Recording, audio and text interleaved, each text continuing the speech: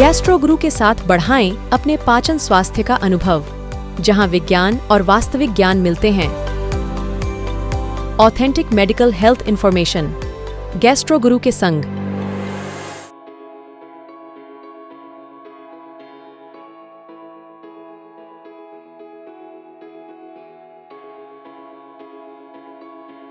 Belly Fat Series Part 3 will be posted soon. Next video will be on side effects of COVID vaccine. नमस्कार दोस्तों, स्वागत है आपका gastro गुरु पे। आज हम बात करेंगे क्या मसाले खाने से कैंसर होता है। आपने हाल ही में ये न्यूज़ में बहुत चर्चा में रहा है कि जो MDH और एवरेस्ट के सांभर मसाला, करी मसाले में ऐसे केमिकल्स पाए हैं कि जिससे कैंसर हो सकता है। ये वीडियो में हम जानेंगे उसका पूरा सच। मेरा नाम डॉक्टर निसर्ग पटेल है। मैं गैस्ट्रोएंटरोलॉजिस्ट हूँ सिड्स हॉस्पिटल सूरत से। और गैस्ट्रो गुरु में हमेशा आपको मिलेगी 100% साइंटिफिक इन्फॉर्मेशन। आपने न्यूज़ में तो ये देखा ही होगा कि जो MDH और एवरेस्ट के मसाले सिंगापुर और हांगकांग में टेस्ट हुए थे, उसमें ETO, इथिलीन ऑक्साइड करके केमिकल के कुछ कण पाए गए थे। और IACR, international agency for cancer research के डॉक्यूमेंट में ये लिखा गया है, this chemical is class 1 carcinogen, मतलब इससे कैंसर होता है। और प्रीडोमिनेंटली अगर ये केमिकल की मात्रा आप लंबे टाइम के लिए अगर लेते हो तो मेनली इससे ब्लड कैंसर होते हैं, कभी कभी ब्रेस्ट कैंसर भी हो सकता है। तो अब देखते हैं कि भाई ये कितना सच है।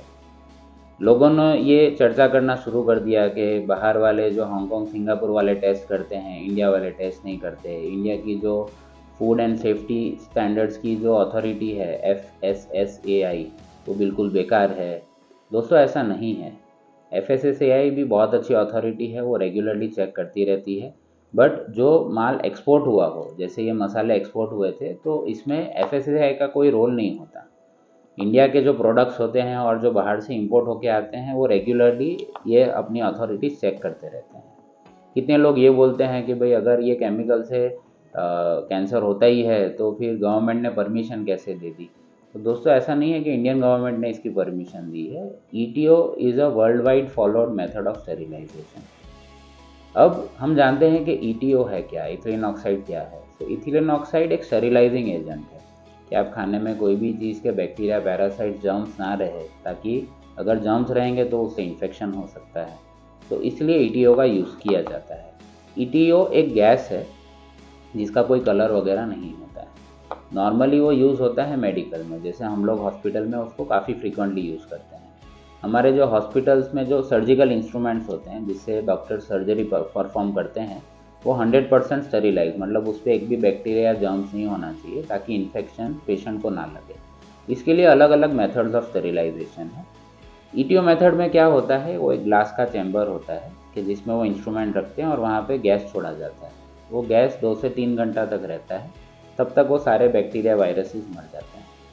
और इसका एक प्रोसेस होता है, वो 5 स्टेप्स में हम लोग फॉलो करते हैं। उसका जो लास्ट स्टेप है, जिसको हम लोग एरेशन बोलते हैं, वो बहुत इंपॉर्टेंट है। ये गैस ऐसा है कि जब वो इंस्ट्रूमेंट स्टेरिलाइज हो जाए, उसके बाद अगर आप उसको 8 से 10 घंटा ऐसे ही हवा दो तो वो सारा गैस उड़ जाएगा और वो फिर केमिकल इंस्ट्रूमेंट्स पे नहीं रहेगा।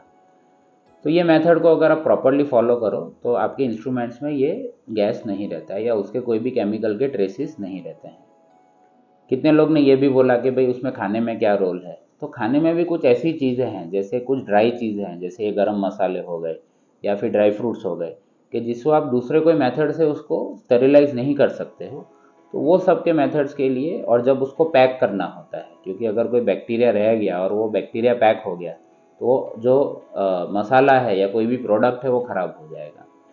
सो FDA है, वर्ल्ड की दूसरी सारी एजेंसी ने ETO यूज़ करने का रिकमेंडेशन दिया है, और उसकी एक प्रॉपर मेथड होती है। कभी कभी वो पैकिंग मटेरियल में कुछ गड़बड़ हो तो केमिकल्स या फिर प्रोसेस में, जैसे एरेशन का प्रोसेस अगर ठीक से नहीं किया तो वो केमिकल खाने में रह जाता है, और अगर वो केमिकल खाने में रह गया तो फिर वो अपने को प्रॉब्लम करता है। और इसके रेगुलर चेक सारी गवर्नमेंट की अथॉरिटीज़ करती हैं। कभी कभी 1-2 बैच में ऐसा आ जाता है।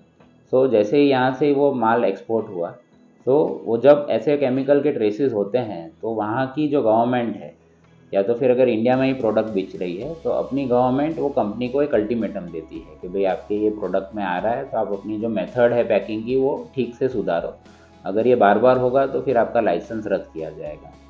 तो ऐसे प्रोडक्ट्स फिर वो कंपनी वापस मंगवा के उसको डिस्ट्रॉय कर देती है। तो ये प्रोसेस कॉमनली चलता है। फिर भी लोगों को ये डर लगता है कि भाई नहीं, ये चीज़ें तो पेस्टिसाइड वाली, हमें क्या भरोसा कि भाई ये ठीक से चेकिंग हो रहा है नहीं हो रहा है। तो दोस्तों, इसके लिए कुछ सिंपल स्टेप्स है। मैं तो हमेशा से ये बोलता हूँ कि आप जितनी भी पैकेट फूड्स जितना कम हो सके उतना कम ही खाइए। हम लोग गुजरात में क्या करते हैं कि सौराष्ट्र करके एक जगह है कि जहाँ पे इसकी खेती होती है स्पाइसेस की। तो गुजरात में ऑलमोस्ट सारे घरों में स्पाइसेस मोस्टली सौराष्ट्र से ही आता है। वहाँ पे हमारे कोई ना कोई ऐसे रिश्तेदार या कनेक्शन में होते हैं जिसे हमें पता होता है कि भाई यहाँ पे ऑर्गेनिक खेती होती है।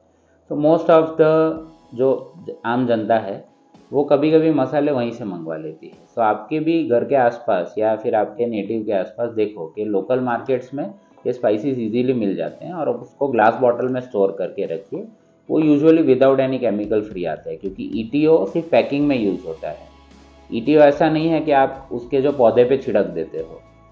तो अगर आपको इसकी चिंता है तो आप लोकल मार्केट से स्पाइसेस लीजिए, तो आपको ये प्रॉब्लम नहीं सताएगी।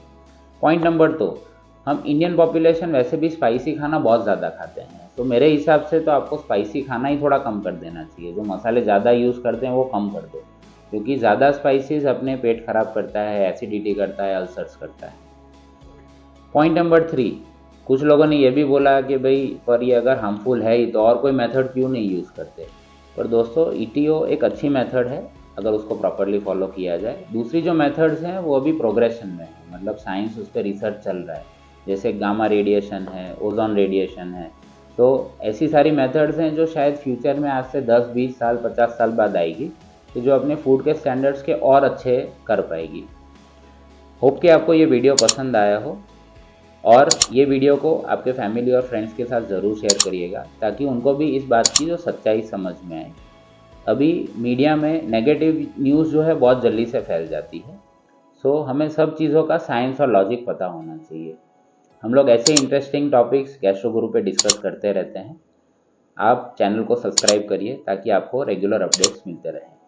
अगर आपको और भी कोई क्वेश्चन है तो आप कमेंट सेक्शन में मुझे पूछ सकते हैं, मैं उसको रिप्लाई करने की कोशिश करूँगा। चलिए मिलते हैं नेक्स्ट वीडियो में, तब तक के लिए धन्यवाद, नमस्कार। गैस्ट्रो गुरु के साथ बढ़ाएं अपने पाचन स्वास्थ्य का अनुभव, जहां विज्ञान और वास्तविक ज्ञान मिलते हैं। Authentic medical health information, gastro गुरु के संग।